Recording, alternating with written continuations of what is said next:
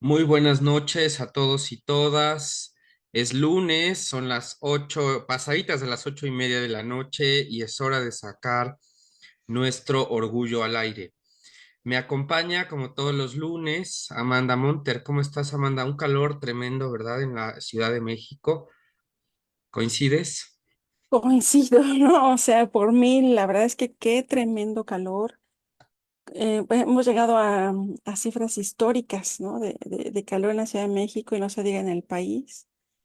Yo sí creo seriamente que hay que pensar en hacer las cosas distintas, ¿no? Antes de que esto sea más que alarmante.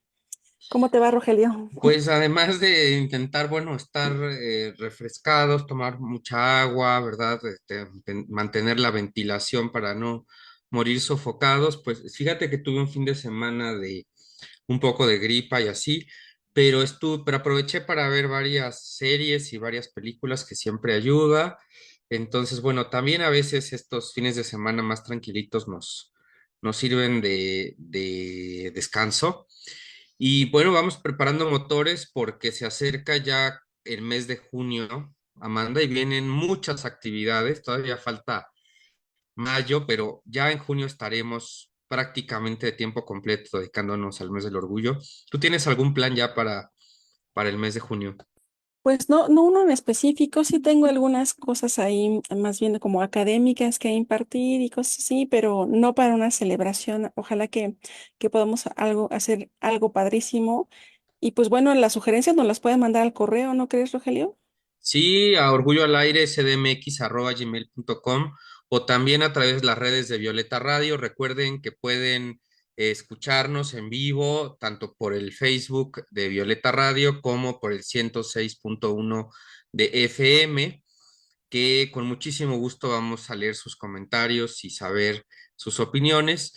Y díganos si quieren que hagamos un carro alegórico de Orgullo al Aire y que Amanda, vas a ser la reina de nuestro carro alegórico, ¿te gustaría?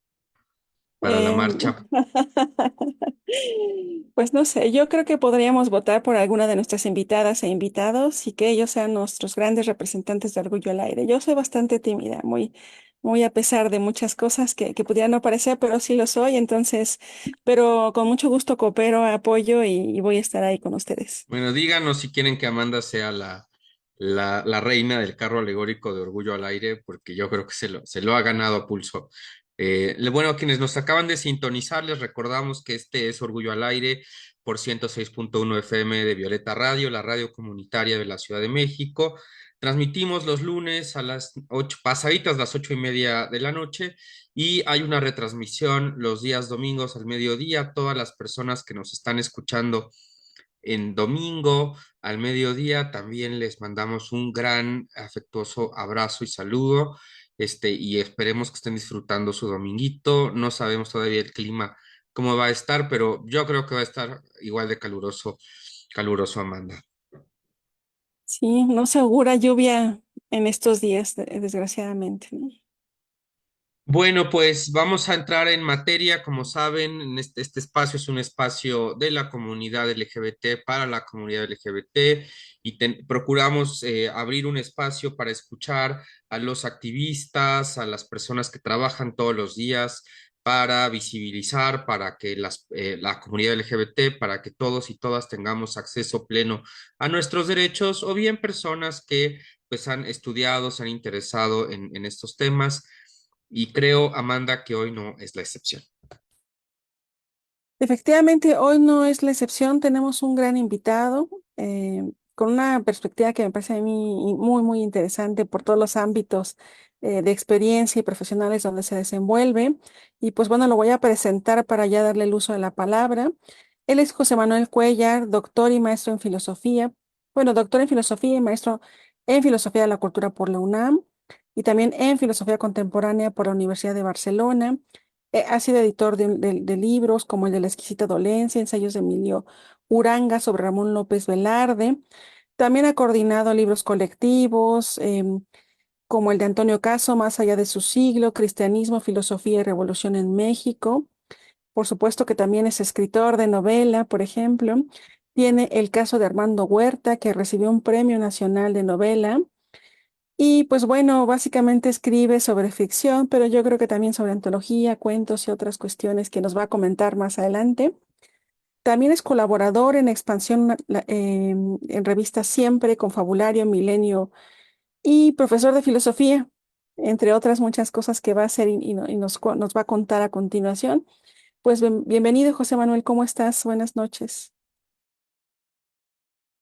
Hola Amanda y hola Rogelio, ¿cómo están? Ahora sí que qué orgullo, nunca mejor dicho, qué orgullo estar aquí con ustedes.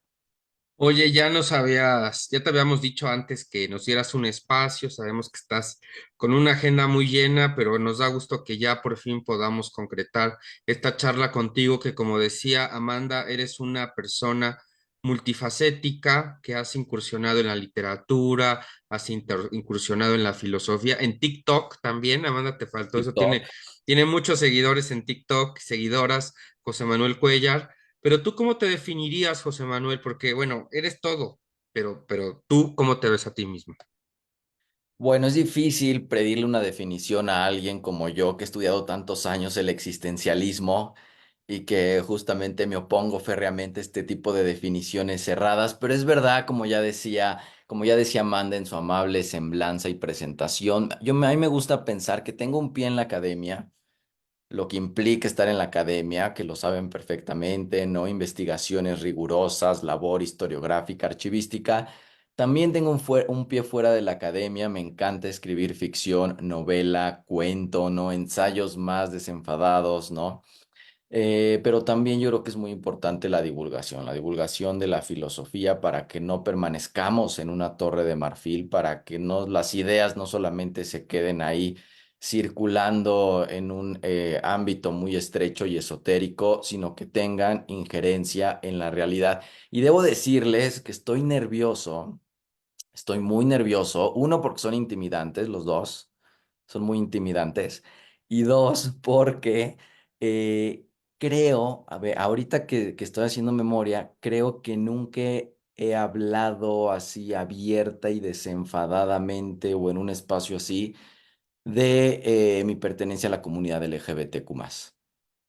Y no eres el único, ¿eh? También cuando entrevistamos a Cristian Lagunas, por ejemplo, nos Ajá. decía, bueno, que aunque él escribe de literatura LGBT, aunque es parte de la comunidad, pues sus amigos y todo el mundo forma parte de la comunidad, hay siempre como una especie de distancia, a veces entre la vida profesional y la vida personal, que a veces es muy saludable, pero también es Ujú. saludable, pues decir, aquí estamos y hacemos todas las profesiones y estamos presentes. No sé, ¿tú qué piensas sobre eso? Totalmente, una distancia, una separación que uno mismo hace sana a veces entre su vida personal más privada y su vida profesional, pero también la ausencia o la escasez de espacios en el que te inviten y te digan, habla sobre esto, ¿no? También se juntan las dos cosas, yo creo. Y yo te quiero hacer más bien una pregunta a ti, Rogelio. Es una pregunta comprometedora, pero responderás con la honestidad que te caracteriza. ¿La filosofía mexicana ha sido machista, sí o no? Híjoles, ya estamos adelantando. Es la primera vez que me hacen una pregunta, Amanda. Eso es interesante. Casi siempre nosotros somos los que hacemos las preguntas, pero yo creo que eso más bien tú no las vas a responder. No, ¿O no te qué? zafes, no, no te zafes de la... Lo vamos a discutir, que es distinto, Lo pero... vamos a discutir, me parece muy, pero vamos a guardar la pregunta, sí la vamos a contestar, Ok.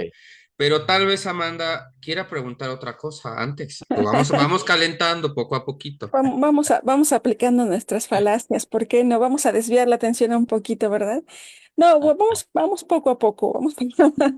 Pero es una buena pregunta, fíjate, porque a mí me encanta este perfil que tú tienes entre, claro, un gran estudioso de la cultura, de la filosofía, pero también como docente y como escritor, ¿cómo logras transmitir estos valores de inclusión, diversidad? Voy a decir tolerancia, aunque yo sé que a muchos no les gusta, pero creo que, bueno, por lo menos es un buen comienzo, ¿no? Que lo ideal siempre es el respeto, ¿verdad? Pero Ujú. ¿cómo logras, por ejemplo, combinar todos estos elementos en tu escritura, en tu vida académica, personal? No sé si soy muy clara, pero a lo que voy es, por ejemplo, tú cuando estás frente al grupo, a tu grupo, Y eres profesor de filosofía, ¿no? ¿Cómo impartes estos valores, ¿no? Porque parece que nada más es teórico, y tú bien lo decías, ¿no? Parece que es teórico, pero al final del día la filosofía también debe aterrizar en un ámbito práctico, ¿no? ¿Cómo lo Eh, haces para asociar esto? Es que fíjate que lo dices muy bien, Amanda, cuando hablamos, o por lo menos como yo entiendo, ¿no? Cuando hablamos de la comunidad LGBTQ+, y defender estos espacios y ampliar y crear estos espacios, estamos hablando de algo más amplio, de algo más vasto, que es la lucha por la inclusión, ¿no? Eso es lo que está de fondo y así lo veo yo. No me voy a anclar a una preferencia sexual, no me voy a anclar a un género. Creo que la lucha, si en algo puedo contribuir, es por la inclusión. Eso en cómo se ha traducido en mi labor filosófica. Yo me he especializado en la filosofía mexicana del siglo XX, pero no me gusta hacer esta labor de comentador de textos donde de alguna manera uno repite lo que ya se ha dicho, sino ha sido a través de incorporar al canon autores que no estaban dentro del canon de la filosofía mexicana. Me estoy refiriendo específicamente a Emilio Uranga, que era un personaje olvidado, sepultado. Me doctoré en Emilio Uranga, escribí su biografía, que ese es otro tema aparte, porque fue una labor fascinante de entrevistar a sus hijos, a sus amistades, a sus muchas enemistades también. Bueno, toda esta labor de detective que no es propiamente la labor tradicional del filósofo, y eso para mí ya es lucha por la inclusión. Vamos a traer un autor que no está en nuestra tradición y vamos a utilizar una metodología que no es la usual. Vamos a flexibilizar esta categoría que muchas veces es bastante rígida de filosofía, ¿no? Lo que tiene y lo que no tiene que hacer un filósofo, a quiénes se deben estudiar y a quiénes no. Entonces, digamos que mi trinchera, mi lugar de combate ha sido la filosofía mexicana. Por eso mi pregunta inicial provocadora, porque creo que todo se mueve alrededor de esa cuestión inicial, para mí por lo menos. Ujú. Oye, yo quiero dar un rodeo para que vayamos acercándonos a la pregunta que planteas, porque, bueno, José Manuel Cuellar y yo estudiamos en la Facultad de Filosofía y Letras de la UNAM, a quienes mandamos un gran saludo, y nuestra querida facultad que cumple 100 años este 2024 desde su fundación. Y fíjate que yo cuando entré a la Facultad de Filosofía y Letras tenía la impresión de que iba a ser un espacio pues como más abierto a la diversidad sexual, que iba a ser un espacio de mucha inclusión, que no iba a haber como estos prejuicios que existen en el resto de la sociedad, que iba a ser así el lugar más abierto en el que hubiera yo estado. ¿Cuál fue mi sorpresa cuando estando en la facultad, yo tenía un novio por ahí que me llevaba flores, me daba besos en la puerta del salón? ¿Cómo se Y mis, llamaba? luego decimos nombres. Ah, Y mis compañeros aterrados, así de no saber qué hacer. Y yo decía, estamos en la Facultad de Filosofía y Letras, Dios mío, ¿cómo es que este espacio no es un espacio de inclusión? Creo ujú. que todo eso está cambiando en la actualidad, en parte por las diferentes luchas, los diferentes movimientos que han existido principalmente desde el feminismo, y bueno, esto ha traído la reivindicación de la comunidad LGBTI más. Pero yo te preguntaría, ¿cuál fue tu experiencia, José Manuel, en entrar a la Facultad de Filosofía y Letras? Si sentiste que era un espacio abierto, si sentiste como yo sentí en ese momento, pues que seguía siendo un espacio machista e inseguro para personas de la comunidad LGBT. Híjole, sí, está muy buena la pregunta. Fíjate que yo cuando entré a la facultad, a diferencia tuya, tuve una impresión de muchísima diversidad. O sea, ya desde la vestimenta, donde todo el mundo se viste como quiere, y ya la vestimenta es una postura, ¿no? Es a veces un alarido de guerra. ¿No? Y yo ningún momento me sentí vulnerado o en ningún momento padecí algún tipo de discriminación dentro de la facultad. No estoy diciendo que no exista, por supuesto, pero yo personalmente nunca me sentí así bajo el reflector de una mirada inquisidora o esto que tú dices, ¿no? Un microgesto de rechazo, como que estás caminando con tu novio y ya no se da, etcétera. Aunque es verdad que yo no sé si por azar o por no azar, pero yo no estudié autoras como Judith Butler, sino hasta la maestría, hasta que estudié la maestría en pensamiento contemporáneo en Barcelona. no fueron autores, los de cuestiones de género, con los que yo me haya tropezado en mi formación filosófica en la facultad. No sé si fue mala suerte mía, seguramente en la actualidad sí que hay especialistas impartiendo estos autores, pero por lo menos a mí no me tocó. Y este silencio y esta indiferencia también pueden ser significativas, ¿no? Sí, fíjate, José Manuel y Rogelio, que bueno, desde mi experiencia en la Facultad de Derecho, Ujú, claro, no había ese tipo de expresiones, o por lo menos yo no logré percatarme ni ver, ¿no?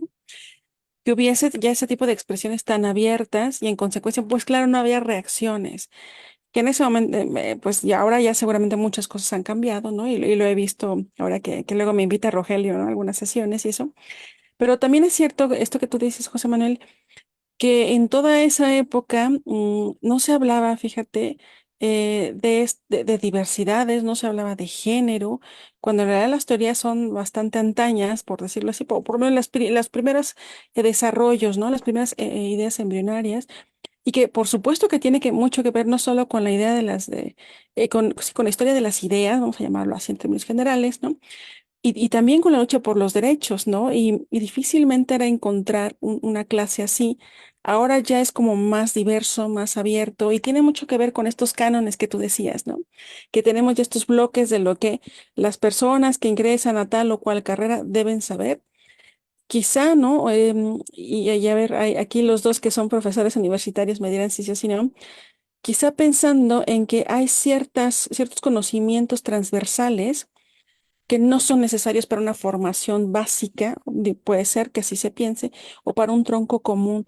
No obstante, pudieran ser súper importantes para el desarrollo de una ciudadanía, ¿no? De una individualidad incluyente o moderna. ¿Qué opinan ustedes? ¿Ponderamos conocimiento o estas habilidades de alguna manera que nos pueden ayudar a tener una sociedad mejor? ujú.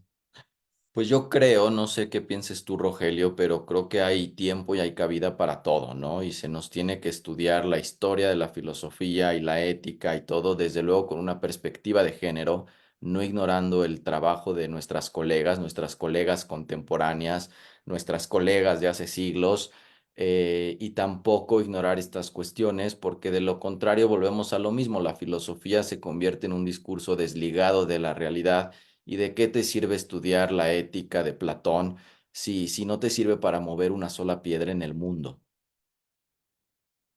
Oye, José Manuel, y bueno, evidentemente que han cambiado los tiempos, tampoco estudiamos hace tanto tiempo, aclaramos, para que nos están escuchando en su auto, en su casa por Violeta Radio, eso fue ayer, pero bueno, las nuevas generaciones sí tienen ahora en sus planes de estudio, afortunadamente, contenidos que tienen que ver más con la perspectiva de género, la inclusión, etcétera. No nos tocó, me Mm, hubiera gustado que me tocara, pero no me tocó.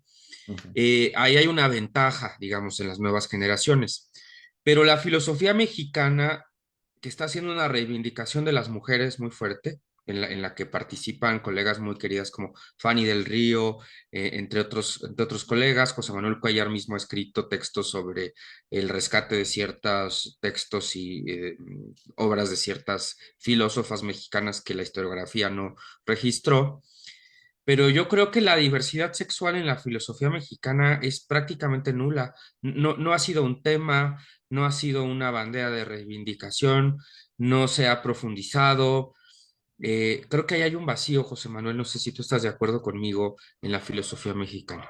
sí, que es un reflejo de la sociedad mexicana y de cómo ha ido desarrollándose, ¿no? Absolutamente. De hecho, es muy curioso cuando uno lee autores del siglo XX mexicano, el lenguaje que utilizan, que es un lenguaje inconscientemente machista, inconscientemente hiperviril. Esta palabra virilidad la utilizan como sinónimo de virtuoso, honroso, valioso, y era un adjetivo muy común en textos de los años 30, de los años 40. Y sin embargo, sí tenemos a pensadores visionarios que ya desde los años 40 están pensando no exactamente cuestiones relativas a la homosexualidad, pero sí están viendo que se avecina una perspectiva de género. Leopoldo Sea tiene, por ejemplo, textos en contra del fenómeno del Jorge Negretismo, que ha sido un lastre para lo que es una mujer en México, pero también lo que significa ser un homosexual en México, ¿no? El estereotipo del charro mexicano. Pues eso sí ha estado en el blanco de los filósofos mexicanos. Incluso Leopoldo sea, que diga José Gauss, otro filósofo transterrado español, que ha sido acusado de machista y no sé si lo haya sido o no, pero por lo menos sí tiene pasajes donde se da cuenta que el cambio de perspectiva hacia el género femenino dice que va a ser la gran revolución del siglo XX. Eso lo dice José Gauss, ¿no? Es consciente de la importancia y del advenimiento de estos temas, pero es verdad que no ha habido una reflexión así. Incluso Samuel Ramos, fíjense, se acordarán de Samuel Ramos, ¿no? El que diagnostica que el mexicano padece un complejo de inferioridad y que utiliza el psicoanálisis para decir esto. Esto lo dice en 1934, imagínense, hace 90 años. Y utiliza el psicoanálisis, pero no de Freud, sino el de Alfred Adler, ¿no?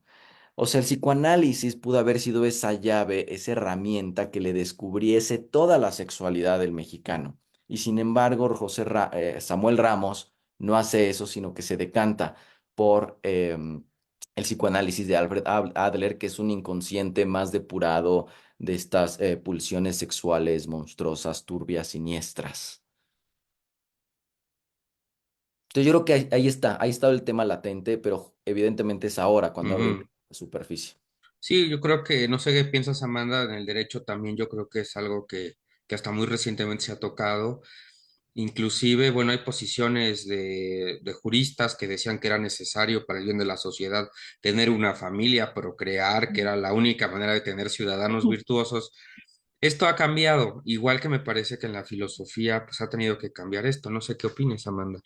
Y la verdad es que digo, ahora que estamos mezclando la filosofía y el derecho, y que qué bueno, porque tampoco es que estuvieran desvinculadas, ¿no? Pues el propio Maines, ¿no? Era al final del día un filósofo del derecho.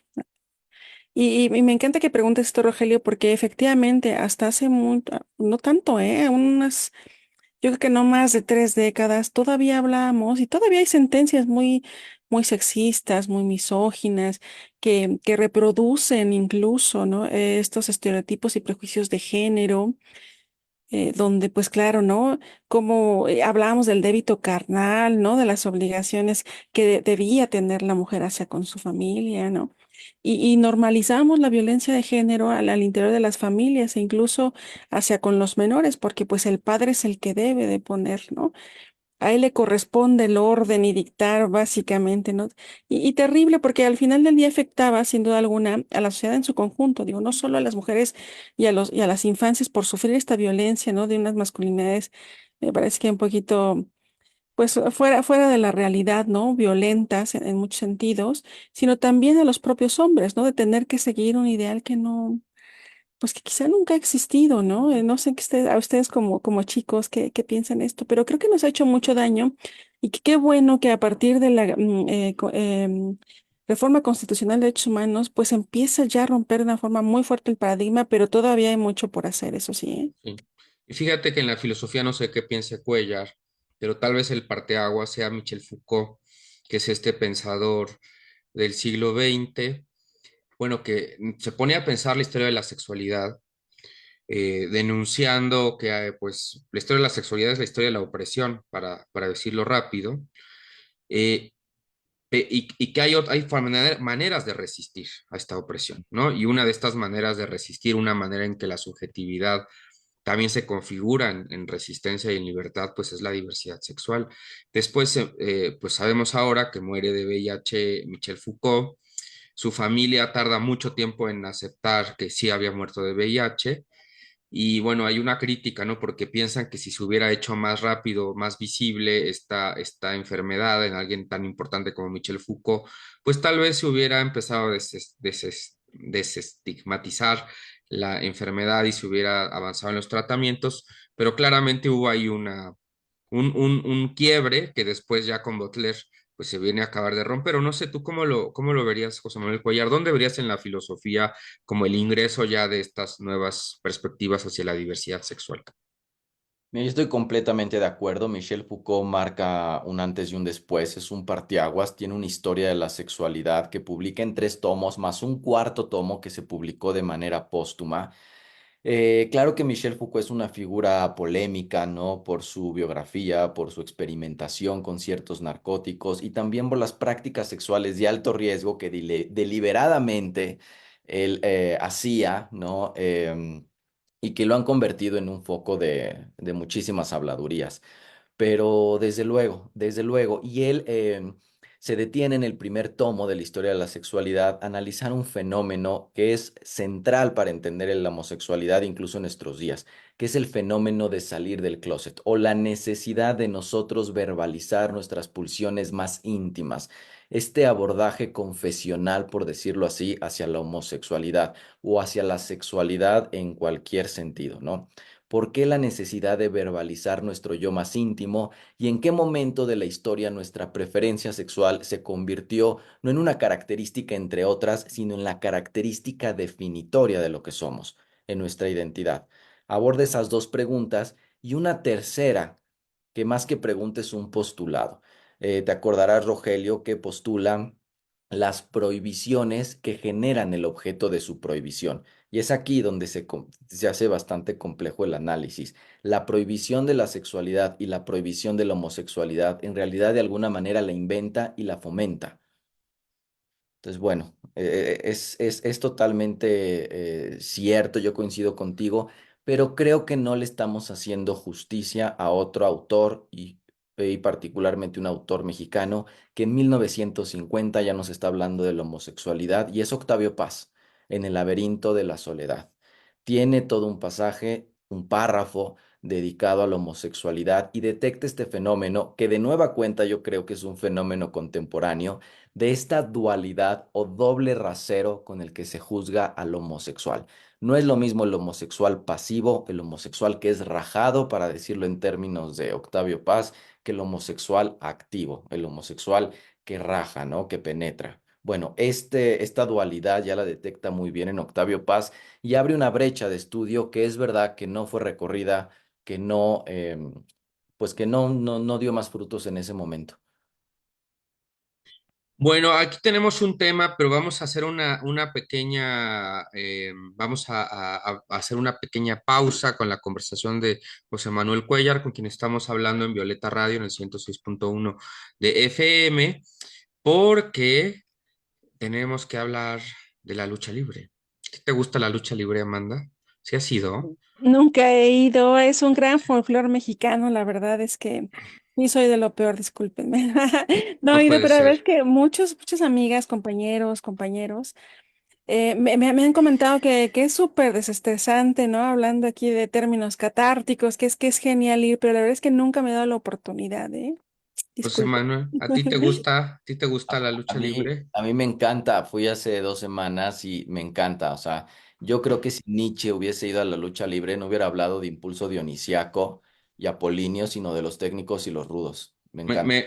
Me gusta esta idea. Pues Luis Antonio Pulido Sosa, nuestro becario colaborador de Orgullo al Aire, ha preparado una pequeña cápsula para contarnos sobre un grupo de luchadores pues, que se acercan a esto de la diversidad sexual, o al menos la han intentado incluir en el cuadrilátero, y ellos son los exóticos. ¿Por qué no nos cuentas, Luis Antonio? Te escuchamos.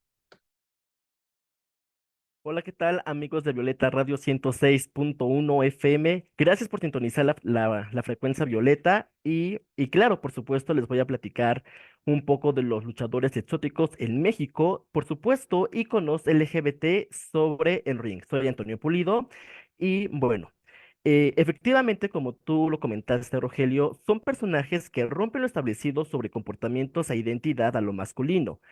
Hay que recordar que surgen en los años 40 con la aparición de Dizzy Davis, que de hecho fue el primer luchador perteneciente al grupo LGBT. Algo destacado de este luchador es que repartía flores al momento, bueno, repartía flores al público al momento de entrar al ring. Tal vez en los años 40 no era muy bien visualizado ese tipo de acciones, pero llamaba la atención del público. Después, dentro de los años 50 y 60, surgen más luchadores exóticos. Entre ellos podemos destacar Lalo, el exótico, y Bello Califa, que por cierto, estos dos luchadores tuvieron un papel importante dentro del cine de oro mexicano. También adoptaron enteramente a personajes homosexuales. Aparecieron a finales de los años 70. Estos luchadores muestran y se caracterizaban por hacer gestos, por ejemplo, besar al contrincante los labios, gestos abiertamente afeminados y, por supuesto, hacer uso de maquillaje, peinados y equipos escandalosos.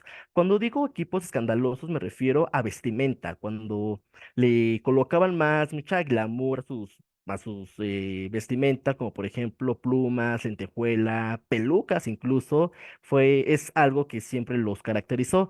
Es importante mencionar que dentro de los años 40, 50 y 60, los primeros luchadores exóticos siempre estuvieron señalados con albures, relajo, juego de palabras de contenido homosexual.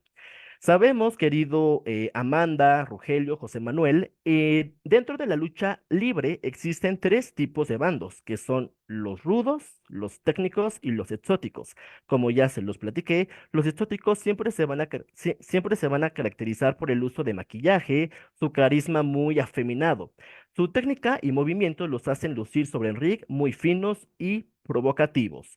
Un dato importante aquí que me gustaría comentar al aire es que esta categoría de luchadores exótico nació en México y ha rompido muchísimas fronteras y ha tenido bastante impacto tanto en Estados Unidos y en Japón.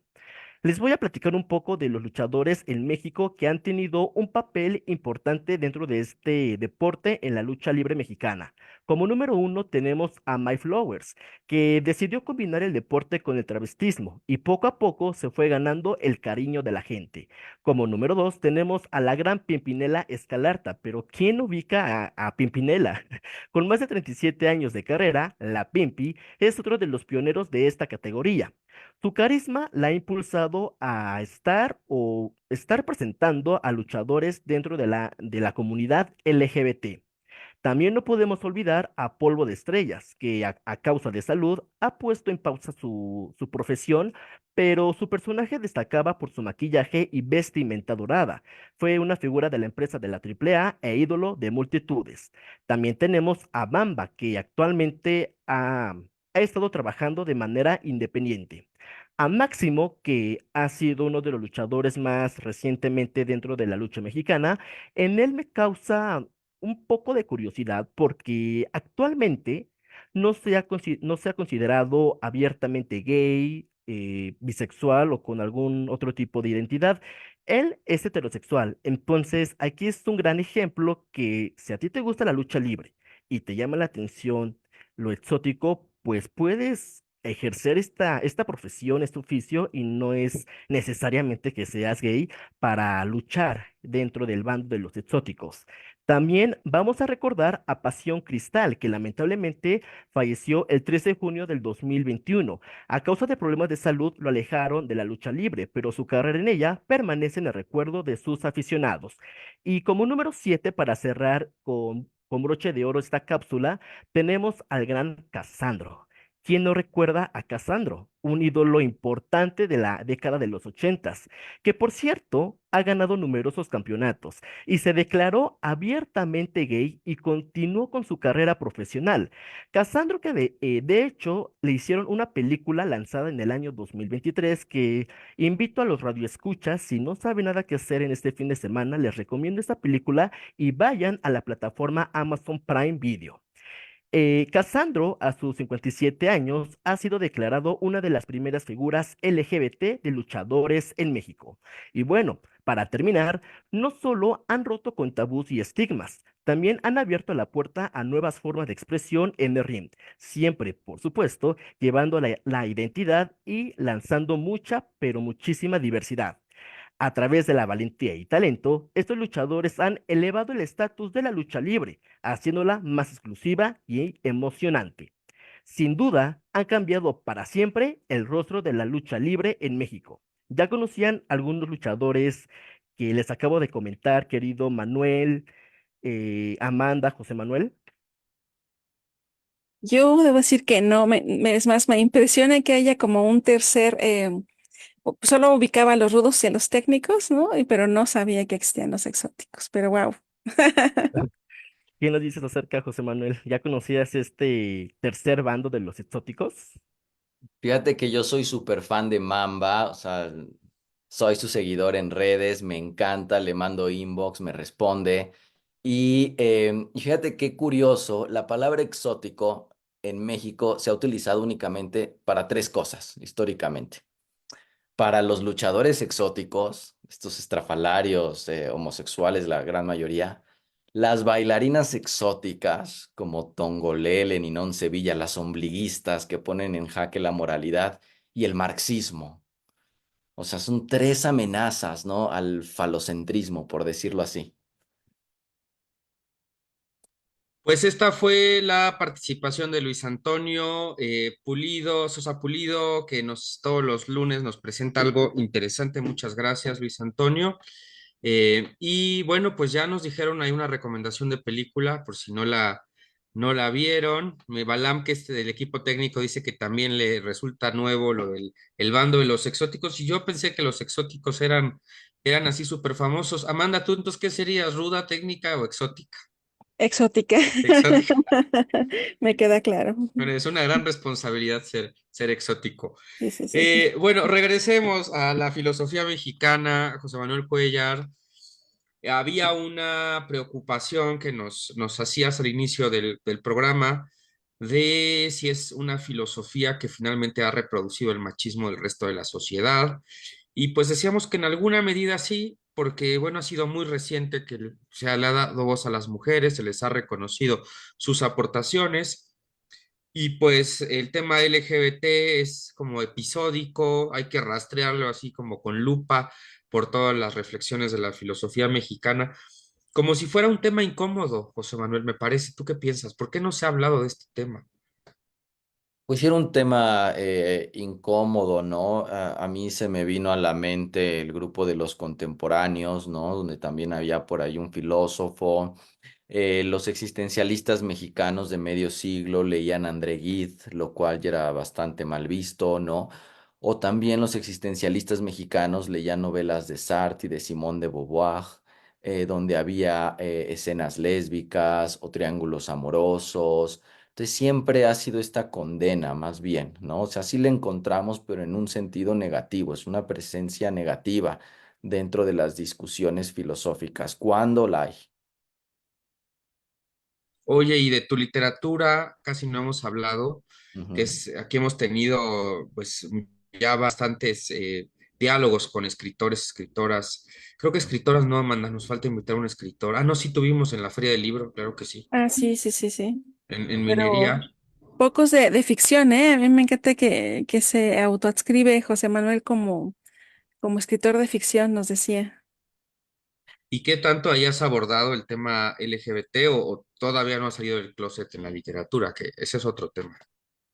Es otro tema, pero no, sí, en 2014 publiqué una novela que se llama Ciudad de México, así todo junto, que tuve la enorme fortuna de que ganara el Premio Nacional de Novela José Revueltas. Y ahí sí, uno de los personajes secundarios es transexual. Entonces, bueno, desde ahí ya está, estamos hablando de 2014. Ahora tengo una novela ya escrita que espero que pronto se publique y donde también está presente, ¿no? El amor homosexual y el deseo homoerótico. Más bien me gusta verlo así, como el deseo homoerótico, ¿no? Más que el amor homosexual.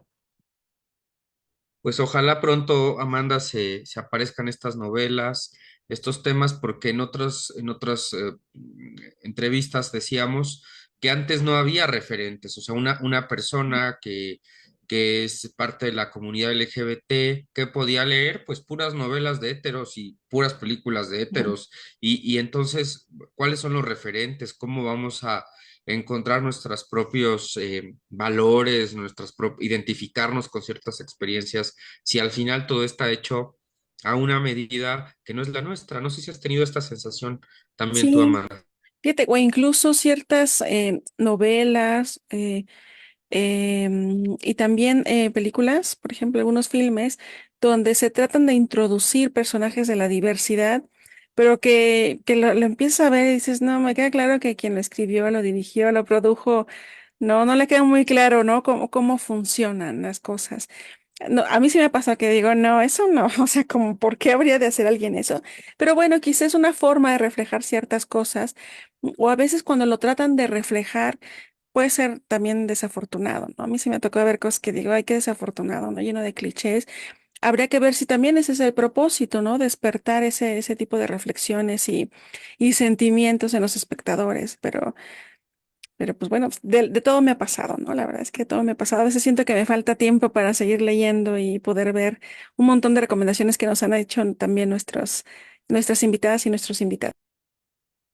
¿Tú nos harías alguna recomendación literaria o fílmica del tema LGBT que a ti te haya parecido interesante? Yo sé que, por ejemplo, la serie de La Veneno, a mí me encantó y la vi por recomendación de José Manuel Cuellar. Fue una gran serie española, pero no sé qué otros nos puedas recomendar. Pues fíjate que haciéndole justicia un poquito al cine y a la literatura mexicanas, creo que sí tenemos referentes, y no solamente Luis Zapata, ¿no? Con el vampiro de la colonia Roma, es decir, desde los 70 ya le está dando un gran impulso, ¿no? De visibilidad. Muchas veces, como dice Amanda, cae en la caricatura o en el estereotipo, como en el cine de ficheras, ¿no? Em, pero me he llevado gratas sorpresas. Adolfo Best Mugart, por ejemplo, él era un erudito, un intelectual y también llegó a incursionar en el cine. Dirigió una película que se llama La Mancha de Sangre de 1933, me parece, 33 o 34.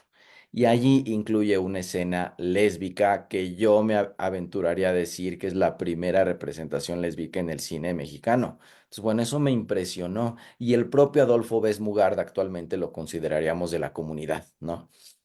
Y ahora justamente estoy viendo para un artículo que nos encargó nuestro amigo Poncho Mantecón, em, esta novela de Las apariencias engañan de Jaime Humberto Hermosillo, donde también hay esta representación del deseo erótico, como prefiero decir, sin caer en el cliché, sin caer en la caricatura, ¿no? O sin caer en el sensacionalismo.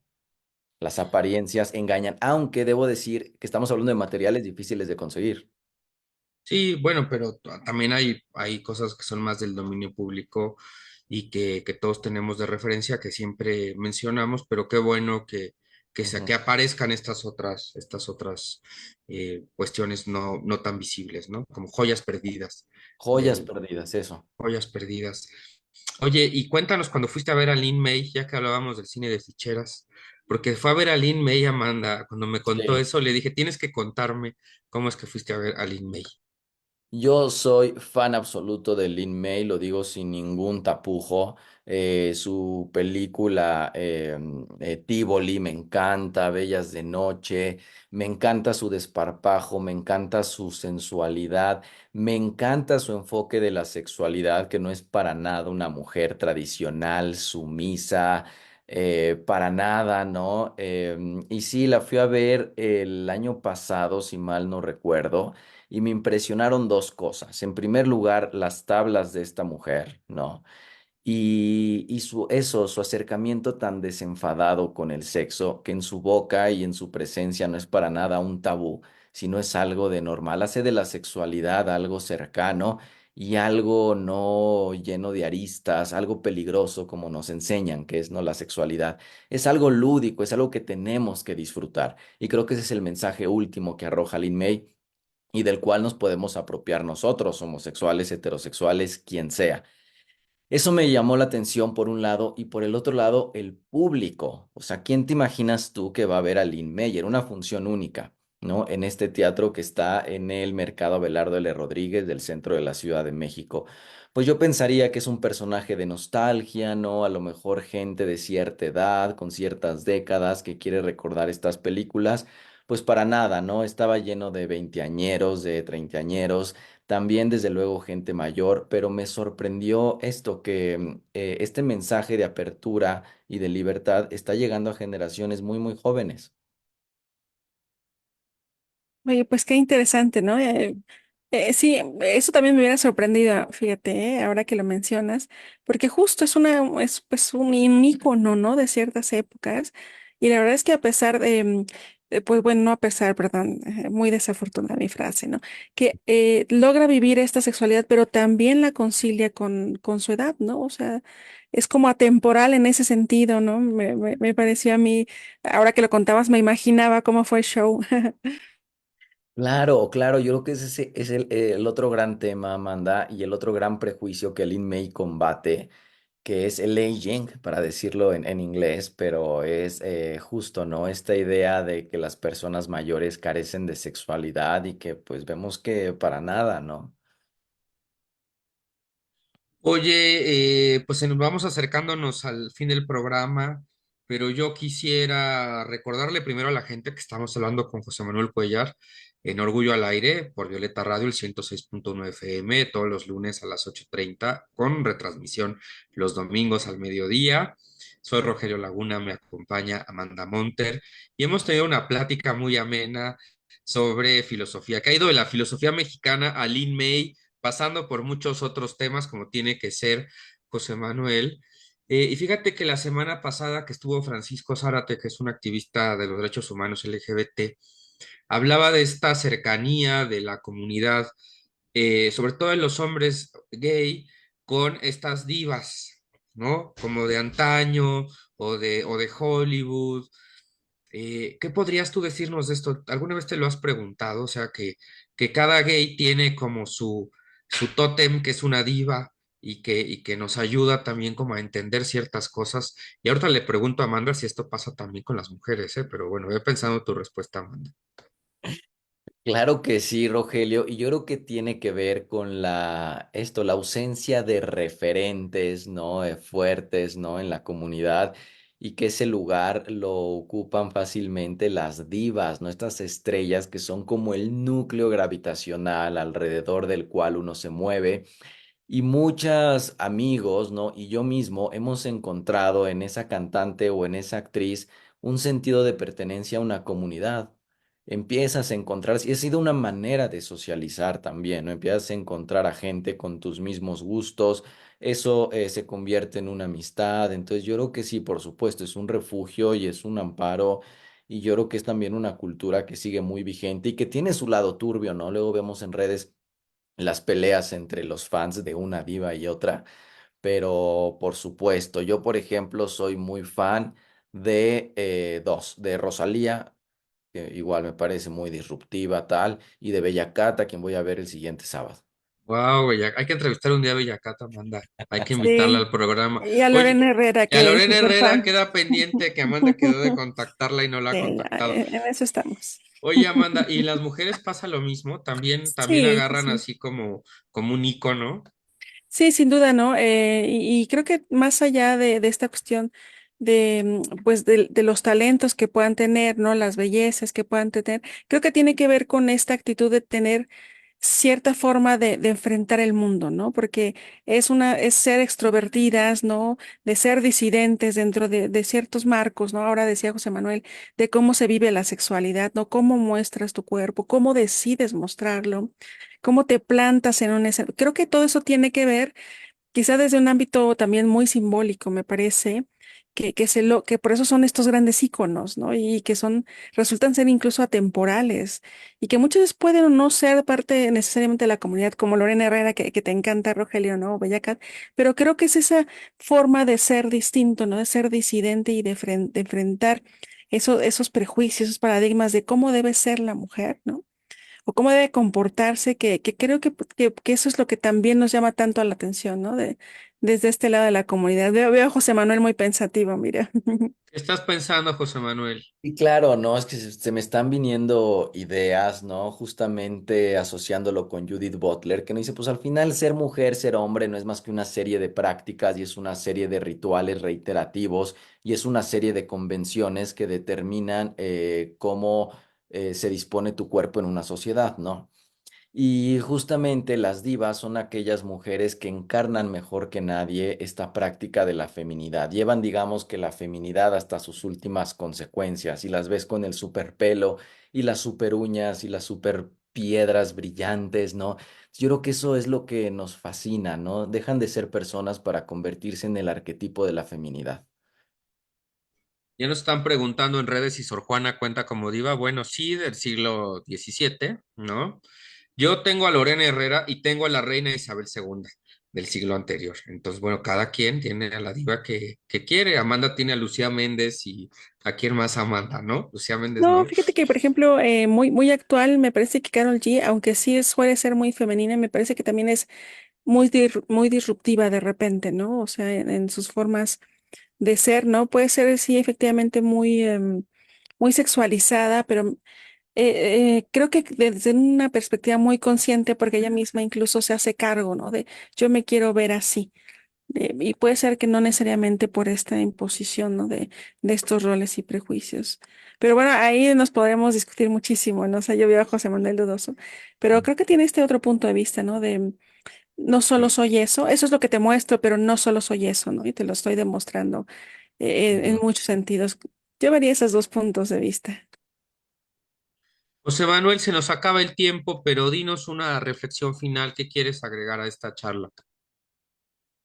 Pues yo creo que eso, yo creo que seamos filósofos, seamos académicos, seamos lo que seamos, ¿no? Tenemos que tener nuestra trinchera y hay que tener una noción ampliada de activismo, ¿no? Es una lucha por la inclusión y es una microlucha que se da día a día y que implica no solamente que se me reconozca mi preferencia sexual, sino esto, ¿no? Es yo creo que una lucha antidogmática, antiautoritaria y antifascista, así lo veo yo. Eh, una noción ampliada de activismo y de comunidad. Pues qué interesante lo que nos dice José Manuel Cuellar, a quien agradecemos mucho que haya platicado con nosotros. Él es filósofo, escritor, vedette, todo lo que se imaginen, todo eso es José Manuel Cuellar, a quien le agradecemos muchísimo. Busquen sus novelas, busquen sus libros, de verdad los van a disfrutar. Amanda, se nos va el tiempo. ¿Qué falta agregar? Además de que ha hecho mucho calor en la Ciudad de México, esperemos que quien nos esté escuchando el domingo a lo mejor ya el airecito empiece a soplar, pero yo lo veo dudoso. Yo creo que tengo grandes esperanzas en que así sea, pero también lo veo dudoso y pues no sé.